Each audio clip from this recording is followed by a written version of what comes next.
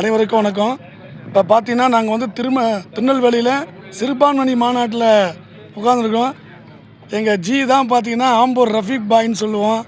அதாவது தேச ஒற்றுமைக்கு இதை விட வேறு சான்று இல்லை. எல்லோரும் என்ன சொல்கிறாங்கன்னா, பாரதிய ஜனதா கட்சி வந்தாக்கா சிறுபான்மையான மக்கள் கஷ்டப்படுவாங்க, இஸ்லாமிய மக்கள் கஷ்டப்படுவாங்க. இன்னும் எத்தனை நாள் தான் இந்த உருட்டுவீங்க? இங்கே பார், என்ன கம்பீரமாக அழகாக எங்கள் சிறுபான்மை மாநாட்டில் எங்கள் ரஃபீக் பாய் வந்து இன்னும் அழகாக இருக்கார் பாருங்க. புரிஞ்சுக்குங்க மக்களை.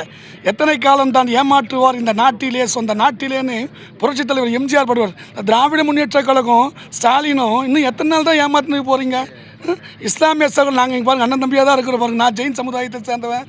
சார் பார்த்தீங்கன்னாக்கா இஸ்லாமிய சமுதாயத்தை சேர்ந்தவங்க, கிறிஸ்டின் மதத்தை சேர்ந்தவங்க, எல்லோரும் இந்து மதத்தை சேர்ந்தவங்க எல்லாருமே நாங்கள் எல்லாம் ஒன்றா தான் இருக்கிறோம். நீங்கள் தாண்டா வந்து இங்கே பாருங்கள், எங்கள் ஜியை பாருங்கள்.